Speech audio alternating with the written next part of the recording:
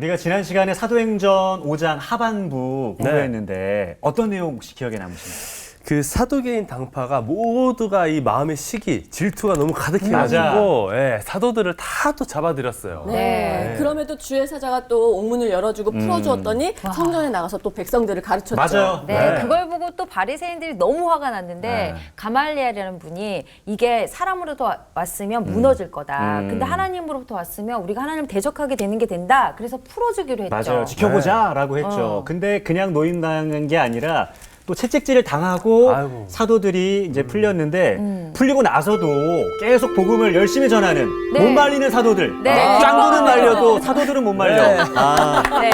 진짜. 안녕하세요. 안녕하세요. 사도행전 여행을 우리가 지금 하고 있는데 사도들이 얼마나 당당하게 네. 역사 앞에서 삶의 주인으로 우뚝 서고 있는지를 보았는데 이 사도들이 잘했다기보다는 그들의 마음속에 성령이 강하게 역사하기 때문에 마치 여러분 주유소나 이런 데 앞에서 춤추는 친구들, 키 큰 친구들이 있잖아요. 네. 네, 그것처럼. 근데 그 바람이 들어가면 계속 춤을 추는데 바람 들어가는 게 중단되면 푹 주저앉죠. 네. 이 성령 체험도 똑같은 것 같아요. 그래서 어떤 분은 그 성령의 역사함을 경험하지 못하면서 뭐 신학을 한다든지 신앙생활을 하는 거를 뭐라고 얘기했냐면 플랫 타이어. 플랫 타이어는 우리식으로 얘기하면 뭐냐면 펑크난. 그렇게 하면 실감이 덜 나나? 네. 빵꾸난. 실감납니다. 타이어 가지고 생각납니다. 어딘가로 움직이는 것 같다. 네. 성령이 함께하지 않으면 우리가 파워풀하게 역동적으로 살아가기가 어려운데 성령에 충만했기 때문에 제자들은 매를 맞고도 위축되지 않고 당당하게 설 수 있었습니다. 오늘 수업 사도행전 14강 헬라파 지도자들 선출. 오늘 사도행전 6장을 공부하게 됩니다. 네. 6장 1절부터 7절까지 읽는데 4절까지 정훈 학생, 5절부터 7절까지 나온 학생 읽어주세요. 그때 제자가 더 많아졌는데 헬라파 유대인들이 자기의 과부들이 매일의 구제에 빠짐으로 히브리파 사람들을 원망하니 12사도가 모든 제자를 불러 이르되 우리가 하나님의 말씀을 제쳐놓고 접대를 일삼는 것이 마땅하지 아니하니 형제들아 너희 가운데서 성령과 지혜가 충만하여 칭찬받는 사람 7을 택하라. 우리가 이 일을 그들에게 맡기고 우리는 오로지 기도하는 일과 말씀 사역에 힘쓰리라 하니 온 무리가 이 말을 기뻐하여 믿음과 성령이 충만한 사람 스데반과 또 빌립과 브로고로와 니가노르와 디몬과 바메나와 유대교에 입교했던 안디옥 사람 니골라를 택하여 사도들 앞에 세우니 사도들이 기도하고 그들에게 안수하니라. 하나님의 말씀이 점점 왕성하여 예루살렘에 있는 제자의 수가 더 심히 많아지고 허다한 제사장의 무리도 이 도에 복종하니라. 네. 자, 사도들의 아름다운 사역을 통해서 많은 제자들이 교회에 들어오기 시작합니다. 교회가 점점 그 규모를 갖춰간다고 얘기할 수 있겠는데 오늘로 얘기하면은 그런데 인원이 많아지면은 갈등이 생길 소지도 굉장히 많이 있습니다. 살아온 배경도 다르고 또 지향도 다르고 습성도 다르고 이런 이들이 함께 공동체를 이루어 산다고 하는 것은 여간 어려운 일이 아닙니다. 어떤 교회에 오랫동안 신앙생활을 하던 사람들이 있는데 그들의 수만큼 새로운 사람들이 들어오면 이것은 활기찬 공동체가 될 수도 있지만 이 양자 사이에 미묘한 갈등이 생겨날 수도 있습니다. 이게 우리가 일상적으로 경험하는 바이기도 하죠. 그런데 초대교회를 형성하고 있는 두 부류가 있었는데 하나는 본래 팔레스타인 땅에 살고 있었던 히브리파 유대인들이 하나 있었고 또 하나는 이방 지역에 흩어져 살고 있던 그러니까 디아스포라 유대인들이 예루살렘으로 와가지고 정말 주님의 날을 기다리고 있던 사람들 가운데 복음으로 개종한 사람들이 있었습니다. 그들의 언어는 보편 언어인 헬라어입니다. 그러니까 그들은 어떻게 보면은 두 가지 점에서 히브리파 유대인들보다 우위에 있다고 얘기할 수 있겠는데 하나는 헬라어를 능숙하게 사용할 수 있고 국제적 감각을 가지고 있다는 것이 첫 번째입니다. 네. 그리고 그들은 자기의 살았던 그 땅을 떠나서 예루살렘까지 올 정도로 종교적 열정이 특별한 사람들입니다. 그러므로 그들은 머릿속에 그리고 있는 신앙생활의 이미지가 있고 그 이미지에서 위배되는 것은 굉장히 불편하게 생각할 수 있는 사람들입니다. 장점이기도 하고 단점이기도 합니다. 근데 히브리파 유대인들은 본래 자기들이 거기에 원래 토박이이고 저 사람들은 어떻게 보면 외지인들이 동족이긴 하지만 몰려온 사람이고 또 그런가 하면은 헬라파 유대인들도 있지만은 유대교로 개종한 이방인들도 그 자리에 있었단 말이죠. 네. 그러니까 미묘한 편가르기가 나타나기 시작합니다. 그런데 우리가 초대교회를 보면 알지만은 모든 사람들이 유력한 사람들은 아니었기 때문에 굉장히 경제적인 어려움을 겪고 있는 사람들도 있었습니다. 특별히 이주해 온 사람들은 자기들의 전 재산을 가지고 올 수가 없었겠죠. 그러다 보니까 경제적 빈곤에 시달리는 이들이 제법 많이 있었을 가능성이 있습니다. 그러니까 교회 공동체가 그 구제하는 일, 그들에게 필요한 것을 분배해 주는 일을 교회의 굉장히 중요한 사명으로 삼고 있었습니다. 그런데 그 일을 집행하는 게 히브리파 유대인들이다 보니 헬라파 유대인들은 왠지 자기들이 소외되는 것처럼 느꼈던 것이죠.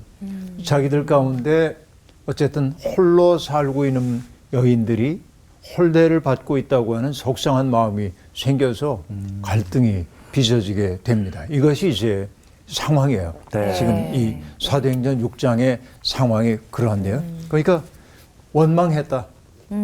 이 사람들 이럴 수가 있어? 이런 원망이 터져 나옵니다.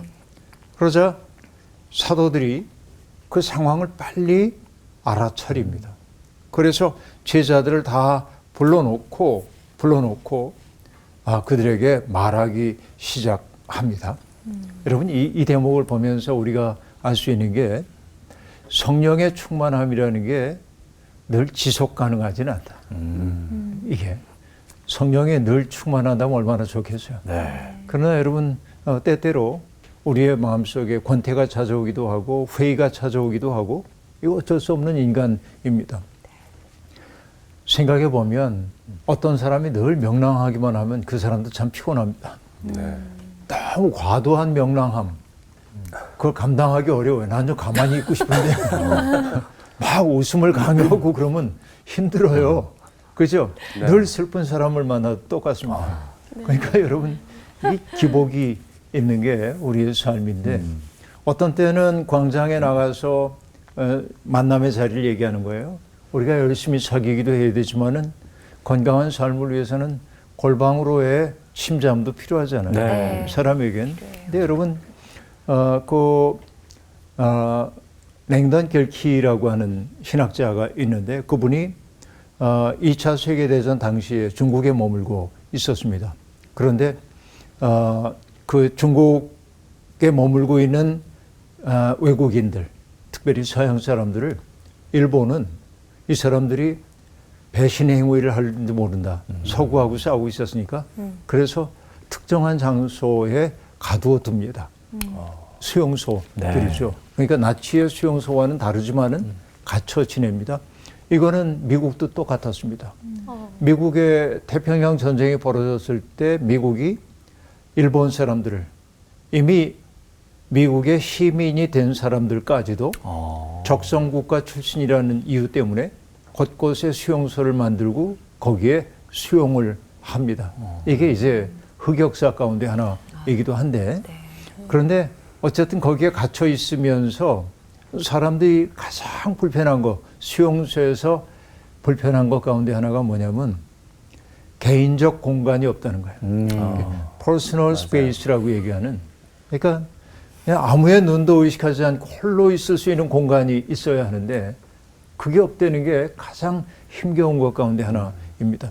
단체 생활의 어려움이 그런 거죠. 네. 군 생활 같은 거. 네. 언제나 내 사생활 없이 네. 노출되어 있을 수밖에 없는 거. 이런 게 이제 힘든 거예요.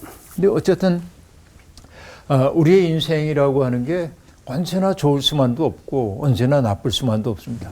근데 상황이 발생했을 때 사도들은 즉각 그 문제가 뭔지를 발견을 합니다.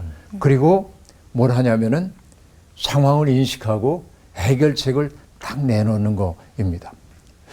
지도자들의 가장 중요한 직무 가운데 하나는 제기되고 있는 불만을 자기에 대한 불평으로 받아들일 줄 않는 성숙함입니다.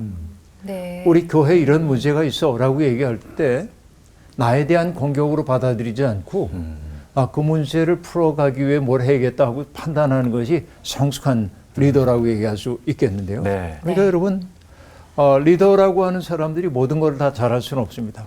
사실 리더가 된다고 하는 건 참 어려운 일이에요. 어떤 분이 얘기하는 걸 봤습니다. 이렇게 얘기하더군요. 리더가 된다는 건 참 어려운 일이다.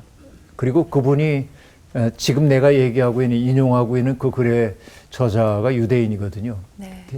유대인을 이끈다는 건 더 어렵다. 그럴 것 같아요. 그런데 영적인 리더가 된다고 하는 건 더더욱 어렵다. 리더들은 언제나 사람들 앞에 고요하고 침착하고 그리고 확고한 모습을 보여줘야 하지만 그러나 리더들은 그 자기의 그 구성원들이 자기 그 교회를 구성하고 있는 구성원들이 얼마나 깊은 분열 속에 있는지를 자각하고 있기 때문에 해결책을 찾기 어렵다는 사실을 누구보다도 잘 알고 있다. 그래서 그가 선 자리는 마치 살얼음판 위에 서 있는 것처럼 보인다. 이게 리더들의 고통입니다. 리더는 이제 그런 어려움들을 겪는 사람들이죠.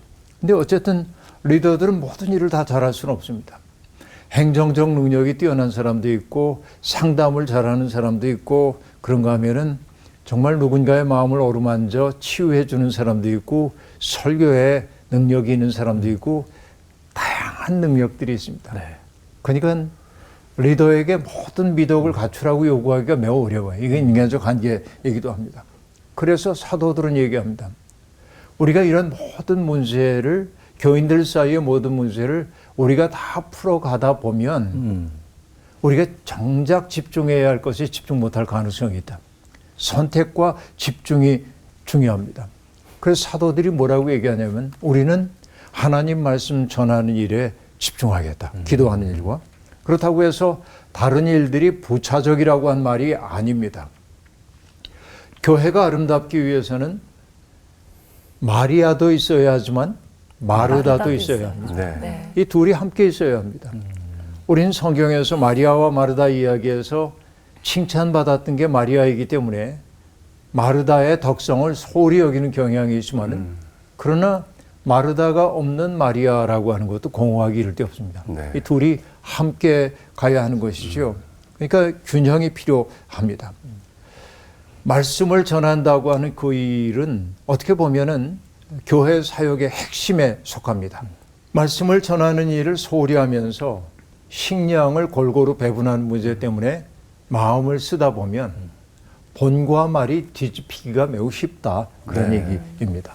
그러니까 여러분 이게 말씀 사역이라는 게 가장 높다 하는 얘기가 아니고 네.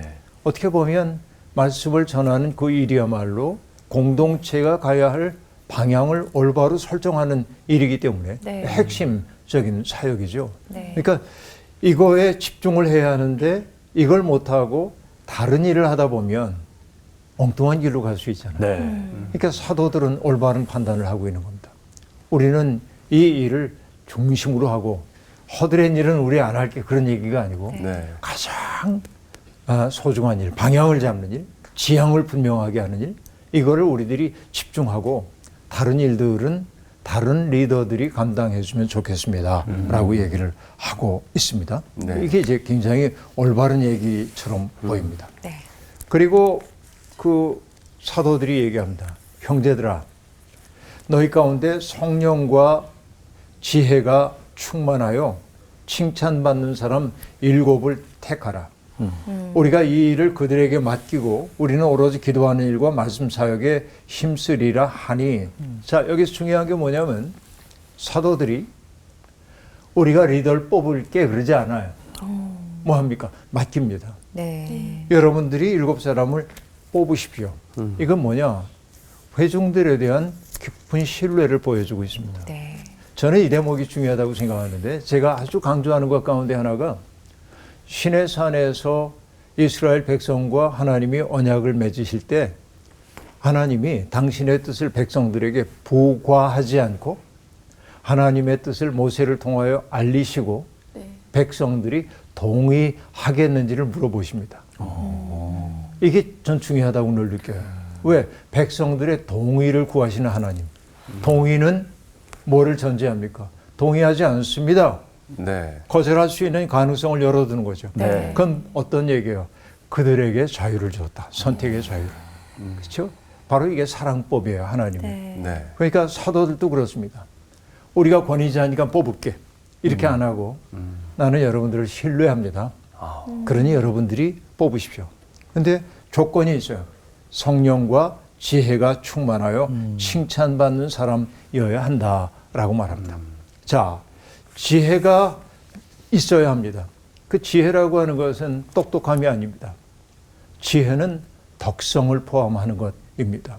이 덕성이라고 하는 게 사람 때문에 바탕인데 여러분 그 동양 고전에 나오는 구절 가운데 하나가 회사후소라고 한 말이 있는데 회는 해화 작품 할 때 그릴 회자예요. 그림이에요. 네. 그리고 그리는 일은 그 후소 그러는데 후는 뒤를 나타내고 소는 바탕소자입니다. 실소자이기도 하고 흰색 바탕을 마련한 다음에 그 위에 비로소 그림을 그릴 수 있는 거죠. 그러니까 근본이 중요하다고 하는 얘기죠. 그러니까 이때 얘기하는 지혜로움이라는 게 공부를 많이 해가지고 똑똑하다는 말이 아니라 바탕이 좋은 사람이야. 이게 덕성이에요. 그러니까 품성이 좋아야 돼요. 그 품성 좋다고 하는 말을 저는 뭐로 바꿔서 생각하냐면 타자들을 대하는 태도를 보면 알 수 있어요. 항상 사람들을 무시하는 사람들이 있어요. 똑똑하긴 한데 그 사람은 지혜자가 아닙니다. 자기를 도드라지게 드러내지는 않지만은 항상 다른 사람들을 긍정해주고 살려주는 사람들이 있습니다. 그들이 바탕을 마련한 지혜자입니다. 그러니까 이런 사람이어야 합니다. 그런데 인간적 지혜와 품성만 가지고 안 됩니다. 하나님의 은혜에 사로잡혀 있어야 합니다. 이게 성령과 지혜가 충만하다고 한 말의 의미이겠죠. 네. 그러니까 거기에다가 플러스 사람들에게 칭찬받아야 한다. 그 얘기는 뭐예요? 그냥 신뢰받는 사람이어야 하는 거예요. 그냥 저분이라면 그렇게 얘기합니다. 이런 사람을 이제 택하여 세우십시오. 자, 그런데 이게 참 중요한 게 뭐냐면 사도들이 배분한 문제는 요즘으로 얘기하면 어떤 문제냐면 재정에 관련된 문제입니다. 이걸 틀어지고 있어야 내가 힘이 있다고 느끼는 분들이 제법 많이 있습니다. 그런데 사도들은 뭐냐면 그건 일임하고 있어요. 온전하게. 잘해 주실 줄로 믿고 위임하는 거예요. 권한을 위임하는 그것이 리더십의 약화라고 받아들이지 않습니다. 그걸 철저하게 그렇게 하는 겁니다. 그래서 사도들은 두 가지에 집중합니다. 하나는 기도하는 일이고 또 하나는 말씀을 전하는 일입니다. 기도하는 일은 물러나는 일이고 말씀 전하는 일은 나가는 일입니다. 물러남과 나아감의 통일. 이것이 사도들이 하고 있는 일이에요. 아름답죠? 이런 리더들이 정말 아름답습니다. 그러자 온 무리가 기뻐합니다. 예를 들면 사도들이 내가 임명할게 했으면 또 불만이 생길 수 있어요. 맞아요. 네. 근데 그들에게 맡기자 그들이 기뻐하며 믿음과 성령이 충만한 사람을 선출합니다. 이름이 등장하죠. 뭐 스테반, 빌립, 브로고로, 니가노르, 디몬, 바메나, 유대교에 입교했던 안디옥 사람 니골라라고 얘기합니다. 자, 유대교에 입교했다라는 말로 볼 때 니골라는 이방인 출신입니다. 네. 네. 그런 사람까지도 배척하지 않아요. 초대교회가 그렇게 이제 뽑았다 하는 얘기입니다. 이렇게 뽑자 사도들은 회중들의 결정을 존중해 줍니다. 그리고 그들을 위해 기도하고 안수했다고 얘기하고 있습니다. 네. 자, 주도권 다툼으로 여겨져서 갈등이 빚어질 수 있는 상황에서 사도들의 지혜로운 처신으로 그 공동체는 기쁨의 공동체로 거듭나게 되었습니다. 네. 정말 아름다운 일이 이렇게 나타나죠. 네. 그 결과가 뭡니까? 하나님의 말씀이 점점 왕성하여 예루살렘에 있는 제자의 수가 더 심히 많아지고 허다한 제사장의 무리도 이 도에 복종하니라. 점점 왕성하여졌다, 네. 많아졌다, 복종했다 복종했다. 라고 얘기해. 미완료 시제입니다. 네. 이런 일이 지속되었다. 아름다운 교회입니다. 네. 내부적인 결속이 공고해지자 이 새로운 공동체에 대한 소문이 빠르게 번져가기 시작하고 그 운동에 동참하고 싶어하는 사람들이 많아지게 되었다. 심지어는 제사장의 무리까지도 합류했다라고 말합니다. 네. 여러분, 제사장의 무리입니다. 야, 네. 제사장들이 무리까지도 합류. 이 말이 갖는 의미는 뭐냐면 제사장들은 성전 체제를 상징하는 사람이에요. 네. 네. 성전 체제가 흔들리기 시작했다. 아. 예수님이 성전에 대해서 뭐라고 얘기했어요?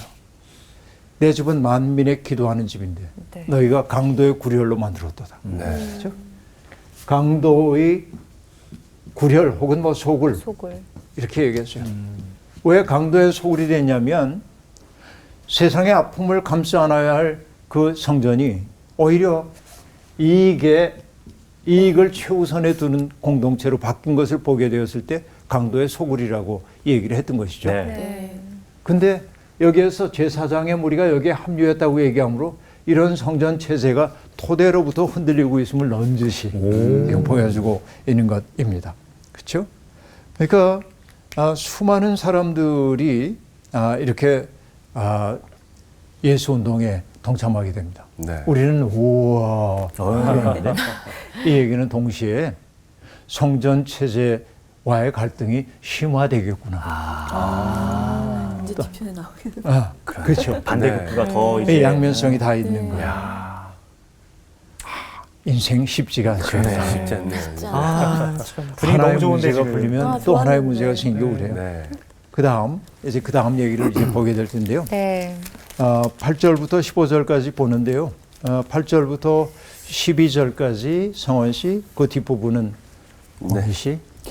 스데반이 은혜와 권능이 충만하여 큰 기사와 표적을 민간에 행하니 이른바 자유민들 즉 구레네인, 알렉산드리아인, 길리기아와 아시아에서 온 사람들의 회당에서 어떤 자들이 일어나 스데반과 더불어 논쟁할세. 스데반이 지혜와 성령으로 말함을 그들이 능히 당하지 못하여 사람들을 매수하여 말하게 하되 이 사람이 모세와 하나님을 모독하는 말을 하는 것을 우리가 들었노라 하게 하고 백성과 장로와 서기관들을 충동시켜 와서 잡아가지고 공회에 이르러 거짓 증인들을 세우니 이르되 이 사람이 이 거룩한 곳과 율법을 거슬러 말하기를 마지 아니하는도다.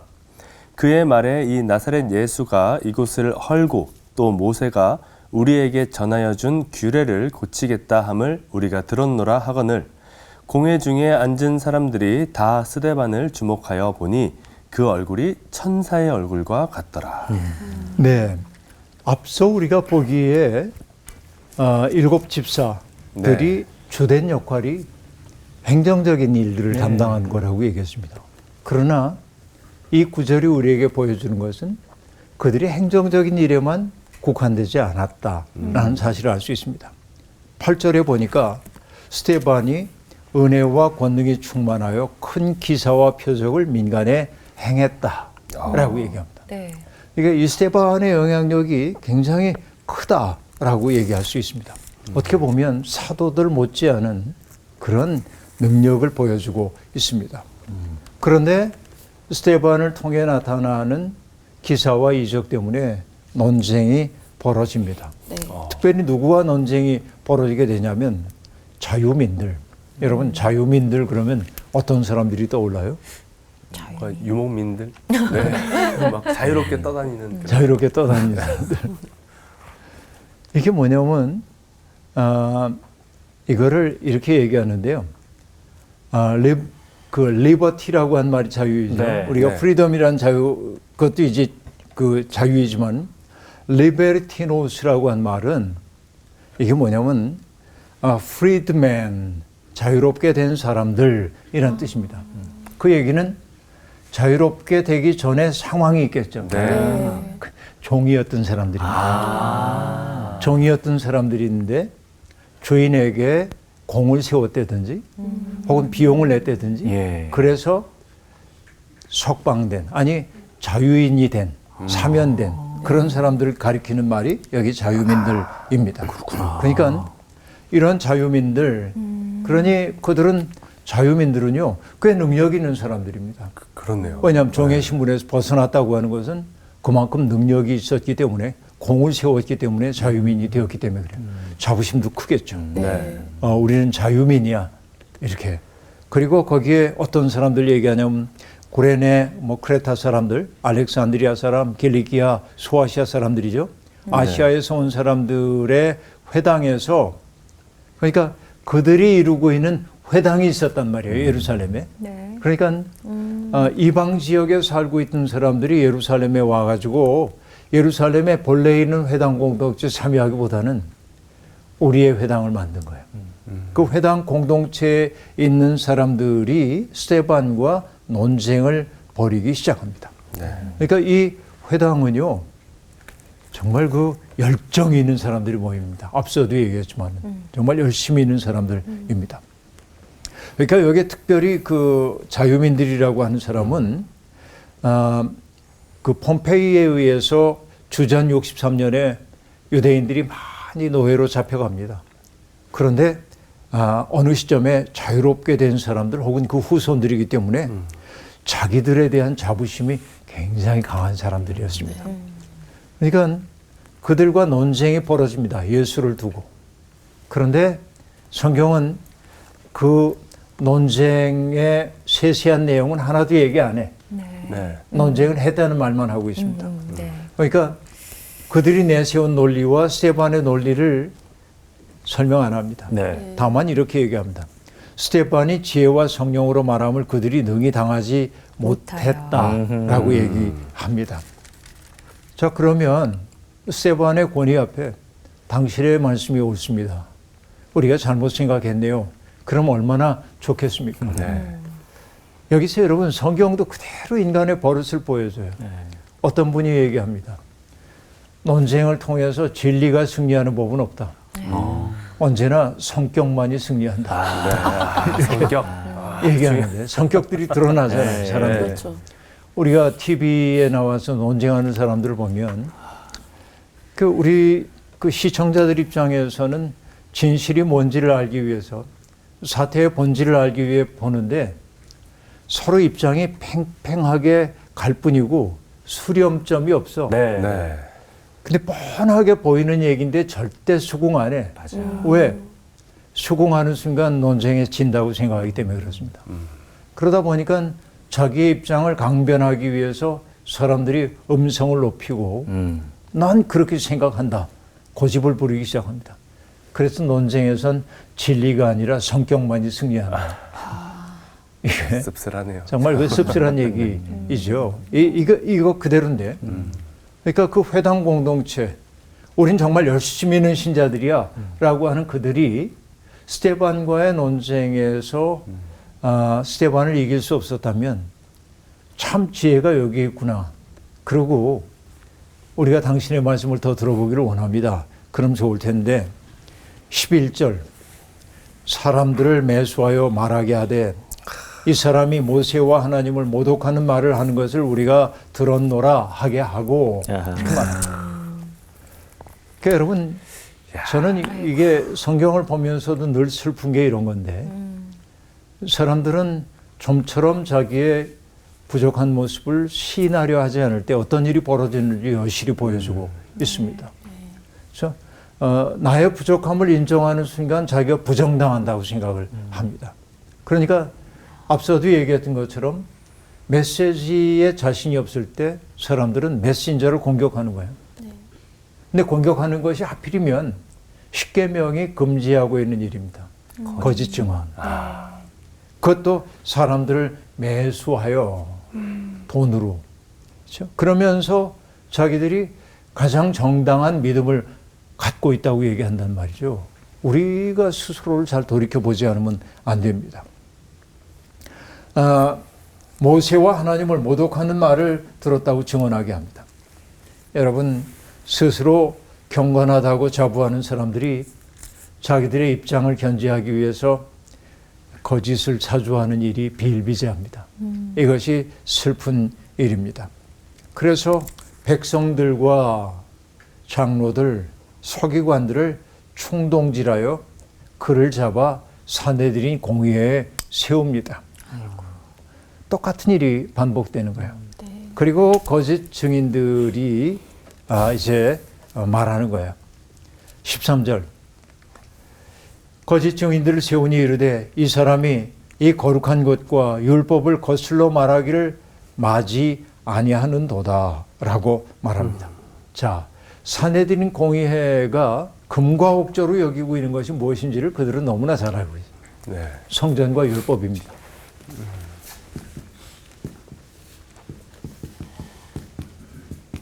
어디를 쳐야 작동하는지를 너무나 잘 알고 있어요. 네.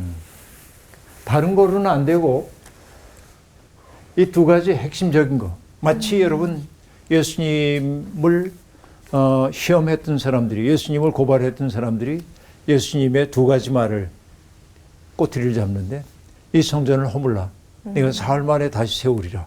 성전을 회방하는 말을 했다라고 하는 거. 안식일. 그렇죠? 안식일이 사람을 위해 있는 것이지 사람이 안식일을 위해 있는 것이 아니다. 그러니까 유대인들은 안식일, 이 율법 속에는 안식일도 물론 들어갈 겁니다. 그죠? 네. 이 두 가지를 스데반이 모독했다고 하는 것입니다. 그럼 여러분, 자기가 스스로 종교적 진실에 붙들려 산다고 생각하는 사람들은 참을 수가 없는 거죠. 네. 이거는. 왜냐하면 자기의 존립 근거가 무너진다고 생각하기 때문에 그렇습니다. 그래요. 그렇게 모독을 당하고 있는 상황인데 여러분, 스데반이 그러면 어떻게 해야 됩니까? 긴장하고 그리고 두려워해야 하는데 앞서 우리들이 사도들을 보았잖아요. 네. 사도들이 그 산헤드린 공회 앞에 섰을 때 어떤 태도를 보였습니까? 당당했죠. 당당했어요. 기억나시죠? 독립의 사람, 네. 일어선 사람, 흔들리지 않는 사람, 그들이 그런 사람들인 겁니다. 스데반도 똑같았습니다. 15절에 보니까 공회 중에 앉은 사람들이 다 스데반을 주목하여 보니 그 얼굴이 천사의 얼굴과 같더라 라고 얘기합니다. 자, 이게 굉장히 놀라운 일인데요. 여러분, 저도 이제 병원에 다닙니다만 병원에 가면 혈압재잖아요. 네. 집에서 잴 때보다 병원 가면 늘 높아. 희한해요. 약간 긴장되는 그런 거 네. 있잖아요. 그리고 아무리 내가 침착하려고 그래도 흥분된 상황 속에 있으면은 사람들이 나를 일제히 비난하는 상황 속에 있으면 마음의 고요함을 유지하기가 여간 어려운 게 어렵죠. 아니에요. 그러니까 속으로는 마음의 고요함을 유지해야지 그러고 있는데 근데 마음은 두근두근하고 이런 경우가 제법 많이 있는 것을 알 수 있습니다. 말을 침착하게 해야지 하면서도 그러지 못할 때가 아주 많이 있습니다. 그런데 스데반을 사람들이 보니까 두려워해야 하는데 그 상황에서 그렇죠. 또 뭔가 동요되는 빛을 보여야 하는데 스데반을 주목하여 보니 그 얼굴이 천사의 얼굴과 같았다. 초월한 느낌인데. 초월한 거죠. 그래서 뭐냐면 내적인 고요함이 얼굴에 그대로 드러나고 있어요.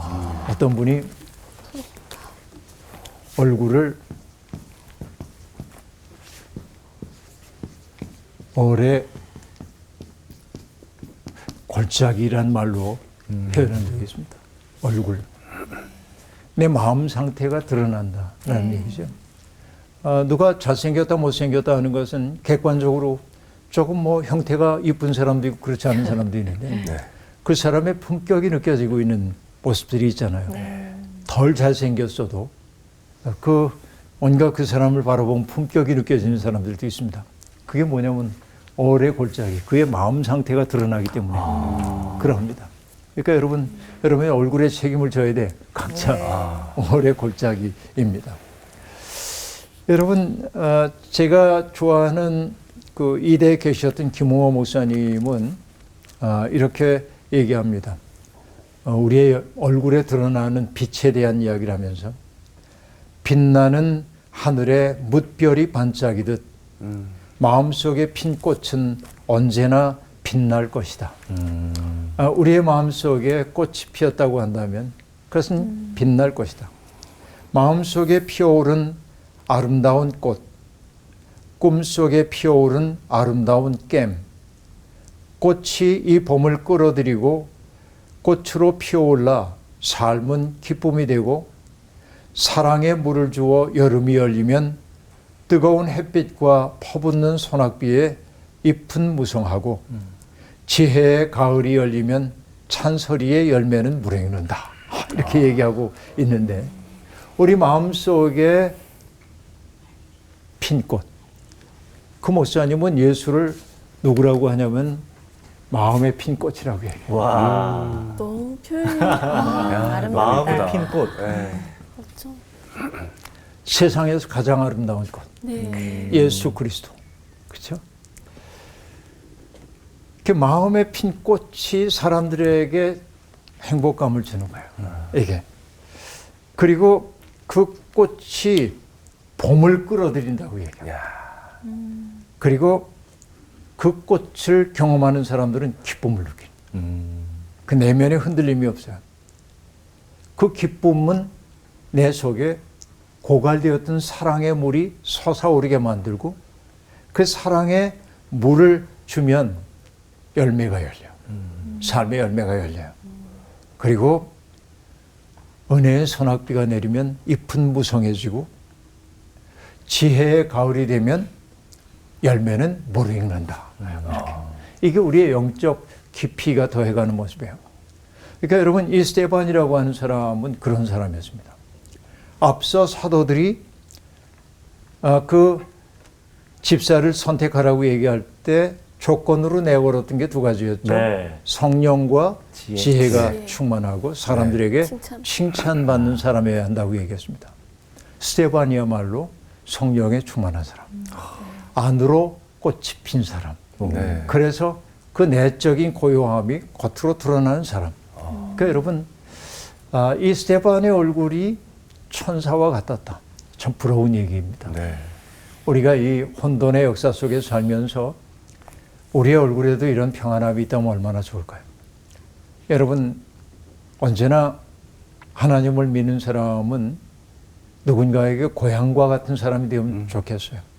그냥 그 사람 만나고 나면 거칠어졌던 마음들이 좀 부드러워지고 흥분했던 마음이 좀 차분해지고 제가 젊을 때 바깥에서 굉장히 화가 나는 일이 있어가지고 씩씩거리며 집에 갔는데 어머니가 개다리 소반 위에다가 성경을 펼쳐놓고 돋보기를 코끝에 이렇게 건 채 볼펜을 들고 성경을 읽고 계셨습니다.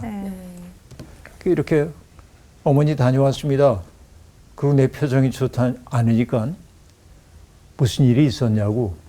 그래서 내가 화나는 일을 얘기했어요. 난 어머니가 공감해 주기를 바랐어. 근데 어머니가 공감하기보다는 뭐라고 얘기하냐면 꾸짖지도 않고 그래. 그래서 괜찮을 거야. 근데 어머니의 그 부드러운 감싸움이 내 속에 있는 날카로운 걸 녹여주더라. 그래서 화가 잦아드는 걸 느꼈어요. 왜? 내면에 빛이 있는 분, 내면에 꽃이 핀 분들은 우리들 속에 있는 거친 것들을 녹여내더라. 사랑이 녹여내는 겁니다. 우리의 내면 속에 있는 빛이 겉으로 드러나서 스데반의 얼굴을 닮을 수 있으면 얼마나 좋을까요? 오늘 이야기 여기서 마치겠습니다. 고맙습니다. 와, 고맙습니다.